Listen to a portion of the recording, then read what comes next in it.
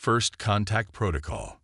The Nexus 7 monitoring station hung silently in the void at the outer reaches of galactic hegemony space. A sprawling construct of gleaming metal and pulsing energy fields, it represented the very edge of civilized territory. Beyond its sensors lay only darkness, the unexplored frontier, and forgotten history. Lieutenant Commander Vex slouched in her command chair, 6 amber eyes scanning multiple holographic displays simultaneously. Her scaled skin shimmered under the soft blue light of the command deck. Nexus 7 was considered punishment duty. Nothing ever happened here. The hegemony had conquered or subjugated all spacefaring races within reach centuries ago. Another cycle, another waste of time, muttered Technician Kralls from his sensor station, his mantis-like appendages tapping impatiently on the console. Vex was about to agree when a soft chime interrupted the ambient hum of the station. At first, she thought it was a system diagnostic alert, routine and mundane. But the sound persisted, growing more insistent. "Commander," Kralls called, his voice suddenly tight. "I'm picking up something unusual." Vex straightened in her chair. "Elaborate." "An object, moving at..." Kralls paused, running the calculations again. "This can't be right. It's traveling at speeds beyond our measurement capabilities. A sensor malfunction." Vex moved to his station, leaning over the displays. "No, ma'am. I've run 3 diagnostics. Whatever this is, it's real." The object appeared as a pulsing red dot on their screens, approaching from the darkness beyond charted space. No identification signal. No recognizable propulsion signature. No response to standard hailing frequencies.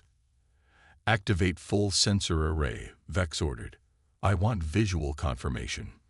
The station's external sensors pivoted toward the anomaly. The main view screen flickered, then displayed a sleek vessel unlike anything in hegemony records. It was obsidian black, absorbing rather than reflecting light, with elegant lines that suggested both tremendous speed and power. No visible weapons, engines, or external systems of any kind. "What is that?" whispered Kralls. "Unknown," Vex replied. "But whatever it is, it shouldn't be here."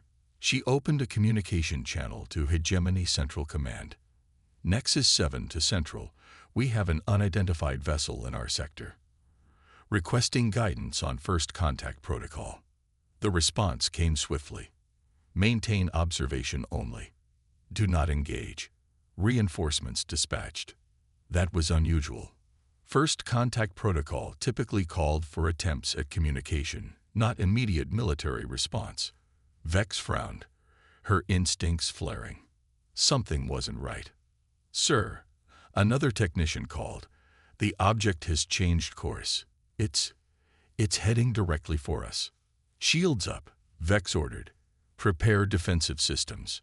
But before they could comply, every screen on the command deck flickered simultaneously. The overhead lights dimmed, then brightened again. When the displays stabilized, they showed the same image on every screen, a simple message in ancient script that the station's translators struggled to process. Finally, the words appeared. "We remember what you tried to forget." Vex felt a chill run through her body. What does that mean?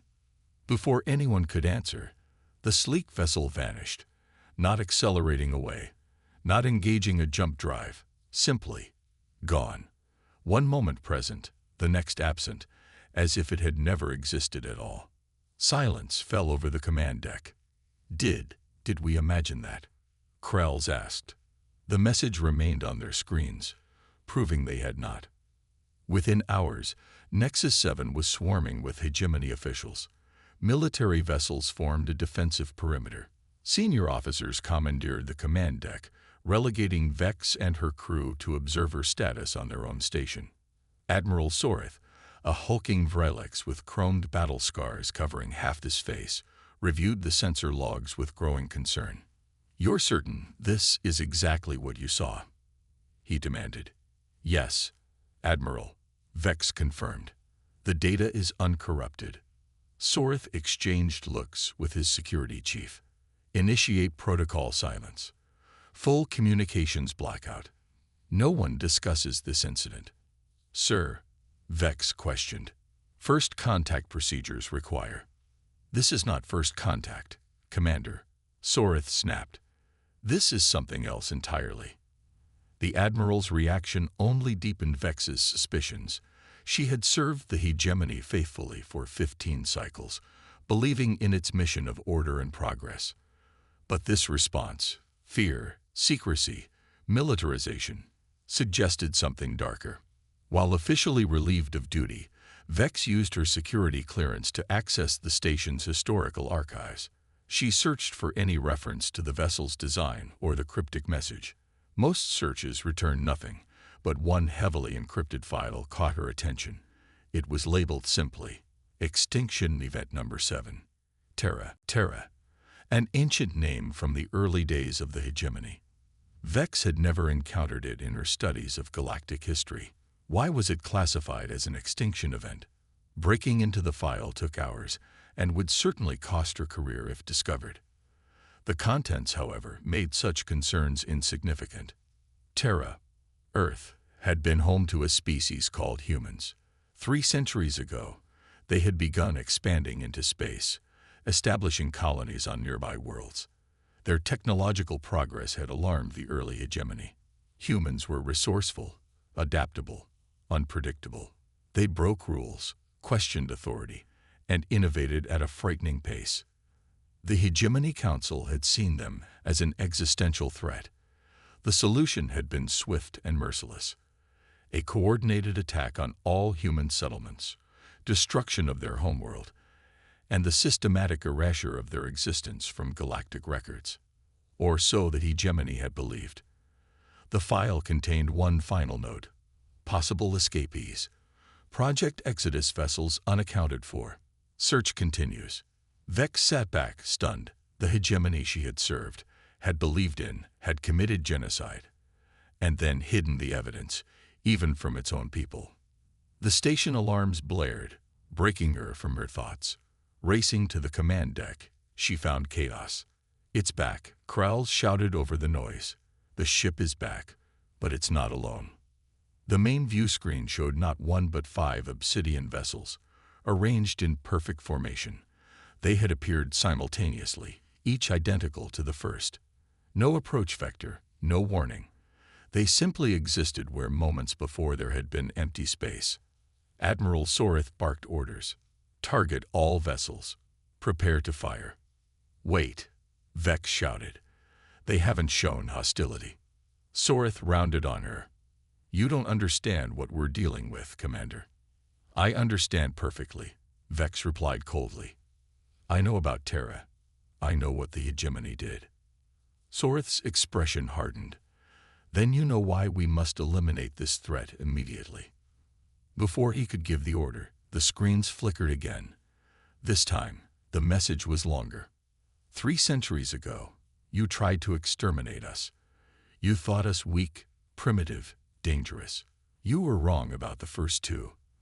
The third remains to be seen. We are the children of Earth. We have returned, and we remember. The ships vanished again, as suddenly as they had appeared. But Vex knew with absolute certainty, this was just the beginning. The hegemony had buried its greatest sin. Now that sin had returned from the grave, and the galaxy would never be the same. The memory of Earth. The hegemony's central command center on Valtrix Prime hummed with tense energy. Emergency protocols had been activated across 16 star systems. Military vessels converged from all corners of controlled space. Ancient defense systems, dormant for generations, whirred to life. Supreme Chancellor Toreth stood before the assembled High Council, his translucent skin pulsing with agitation as he addressed the gathered leaders. 300 years ago, our predecessors made a decision they believed necessary for galactic stability. He began, his voice echoing in the vast chamber. The species known as humans exhibited traits deemed incompatible with hegemony order: unpredictability, technological creativity, resistance to uniformity. Their potential trajectory indicated they would eventually challenge our dominance. Holographic images appeared, old footage of Earth and its colonies before the purge. Strange bipedal creatures building, fighting, creating. Their achievements seemed primitive by current standards, yet something about their determination was unsettling. The extinction protocol was executed flawlessly. Soreth continued. Their homeworld was reduced to ash. Their colonies methodically eliminated. All records of their existence were purged from public knowledge. Admiral Soreth, freshly arrived from Nexus 7, stepped forward. What the records failed to mention was that a small flotilla of human vessels escaped our net. Prototype ships with experimental technology. We believed them destroyed in deep space or lost to the void. We were wrong. The chamber erupted in anxious murmurs. How could they have survived 3 centuries? Demanded a council member. And returned with technology that outmatches our own. That is precisely what makes humans dangerous. Soreth replied grimly. They adapt. They evolve. Given enough time and motivation, such as genocide, there's no telling what they might become. Across the galaxy, similar scenes unfolded. On military outposts, border stations, and colony worlds, mysterious black ships appeared briefly, delivered cryptic messages, and vanished before defensive systems could lock on. Always the same theme. We remember. We have returned. No attacks. No violence. Just reminders of a crime the hegemony had believed safely buried in history. Commander Jalia, who had been reassigned from Nexus 7 after downloading the classified Terra files, found herself confined to quarters on Valtrix Prime. Her security clearance revoked. Her communications monitored. She was effectively a prisoner. But Jalia had not reached her position by accepting limitations. Using techniques learned from her years in intelligence, she established a secure connection to a network of like-minded officers, ones who had begun questioning the hegemony's version of history even before the mysterious ships appeared. The official response is pure military, she told her clandestine associates. They're treating this as an invasion rather than a reckoning. What choice do they have? Replied Captain Teln, a veteran border patrol officer. If the truth about Terra becomes widely known, the hegemony's moral authority collapses. Perhaps it should, Jalia countered. We've built our civilization on a foundation of genocide and lies. While hegemony forces scrambled to prepare for conflict, Jalia's network pursued a different path. They pieced together scattered records, analyzed the mysterious ship's appearances, and attempted to understand what humanity had become during their centuries of exile. Then came the breakthrough. An ancient communication frequency, so obsolete it had been removed from modern scanning systems, activated. Zelia's team detected it only because they had been running historical communications protocols while searching for clues. The message was simple. To those who seek truth rather than conflict, we will meet. Coordinates follow. Jalia didn't hesitate. Stealing a small scout vessel was surprisingly easy amid the chaos of military mobilization. Her tracking systems disabled, she followed the provided coordinates to a remote system far beyond hegemony borders. What she found there defied explanation. A vast structure orbited a dying star, not a station or a shipyard in any conventional sense, but something more akin to a small artificial world. Black ships like the ones that had appeared at Nexus 7 moved around it in complex patterns. And surrounding this impossible construct was a fleet of vessels so numerous they resembled a metallic cloud. Humanity had not merely survived. They had thrived.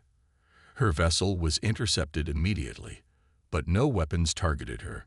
Instead, a guidance beam locked on, drawing her ship into a cavernous docking bay. As the airlock cycled, Jalia prepared herself to become the first hegemony citizen in 3 centuries to meet a living human face to face.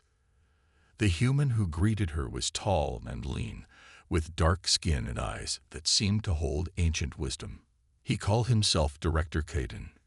Commander Jalia, he said in flawless galactic standard, you took a considerable risk coming here. Less risk than allowing another genocide, she replied. Caden smiled, an expression both familiar and alien. Then we have something in common. He led her through corridors filled with technology she couldn't begin to comprehend. Humans of various appearances worked alongside machines of elegant design. None showed fear or hostility toward her, only curiosity. After the hegemony attacked Earth, the Exodus fleet escaped with barely 10,000 souls. Caden explained as they walked. We had experimental quantum drives, untested terraforming technology, and little hope of survival. But necessity breeds innovation. Isolation breeds evolution. They entered a vast chamber dominated by a holographic display of the galaxy. At its center, the hegemony's territory glowed in sharp definition. For 3 centuries, we watched from the shadows. Caden continued. We rebuilt our civilization. We advanced our technology. We remembered our home. And now you've returned for revenge, Jalia said quietly. Caden's expression grew solemn. That was debated extensively. Many wanted exactly that, to do to the hegemony what was done to Earth, to make your people suffer as ours did. The hologram shifted, showing simulations of massive fleet movements, planetary bombardments, collapsing star systems. Our analyses indicate we could destroy the hegemony utterly within 1 standard year, Caden stated matter-of-factly. Your defenses cannot match our technology. Your ships cannot track our movements. Your weapons cannot penetrate our shields. Jalia felt the weight of 300 years of history pressing down upon her. Then why haven't you attacked? Why the cryptic messages? Why allow me to come here? Because we remember more than just the destruction of Earth, Caden replied. We remember what humanity stood for at its best: exploration, innovation, cooperation. Vengeance is easy. Creation is harder. He gestured, and the hologram shifted again, showing a new configuration of galactic territory. We offer an alternative to war. The hegemony acknowledges its crime. Reparations are made in the form of technological and cultural exchange. Humanity is recognized as a sovereign power. Together, we build something better than either of us could alone. And if the hegemony refuses, Jalia asked, then we demonstrate exactly what we're capable of, Caden replied, his voice hardening. Not genocide. We will not become what we despise, but the dismantling of the hegemony's power structures. The truth cannot remain buried forever. Jalia studied the human carefully. You're asking me to be your messenger. I'm asking you to be truth's messenger, he corrected. Return with our proposal, and with evidence of what awaits should diplomacy fail. Meanwhile, on Valtrix Prime, the military response reached its crescendo. The hegemony's mightiest warships gathered in an unprecedented display of force. Supreme Chancellor Xorath addressed his commanders with grim determination. When the human ships reappear, we will strike with overwhelming force. We will finish what our ancestors began. As if summoned by his words, space rippled above Valtrix Prime. Not one ship, not a dozen, but hundreds of obsidian vessels materialized simultaneously, surrounding the hegemony fleet in 3-dimensional formation. Before a single shot could be fired, every communication system across the hegemony network activated simultaneously. On every screen, in every home, on every vessel, the face of Director Caden appeared. People of the hegemony, he began, 3 centuries ago, your leaders attempted to erase humanity from existence. They failed. We stand before you now not as vengeful ghosts, but as living testament to our species' resilience. The transmission continued, revealing the true history of Earth, the genocide, and the cover-up that followed. Your leaders fear us because we represent the path not taken, a civilization built on innovation rather than control, diversity rather than uniformity, truth rather than convenient lies. As Caden spoke, Jalia's stolen vessel returned to Valtrix Prime, transmitting the full record of what she had witnessed: humanity's survival, their technological advancement, and their offer of peace despite every justification for war. In orbital headquarters, Supreme Chancellor Xorath faced the impossible choice: acknowledge 3 centuries of lies and lose everything, or fire the first shot in a war he knew could not be won. In the tense silence that followed, it was not Xoreth, but an ordinary communications officer who acted first. She simply stood up from her station and said, "Enough. I will not die for a lie." Others followed. First a few, then dozens, then entire crews. Not a mutiny in the traditional sense, but a collective recognition that the foundation of their society had been built on a historical crime too massive to defend. 3 days later, in the Grand Chamber where the Hegemony Council had once ordered humanity's extinction, representatives of both civilizations met. The galaxy would never be the same, but perhaps it would be better. As the formal negotiations began, Director Caden approached Commander Jolia. "Your courage made this possible," he said. "When the history of this moment is written, remember that it wasn't weapons or technology that prevented war. It was the simple willingness to face the truth." Jolia looked out at the representatives of two civilizations that should have been mortal enemies, but now sat together seeking common ground. "Truth," she replied, "and the memory of Earth."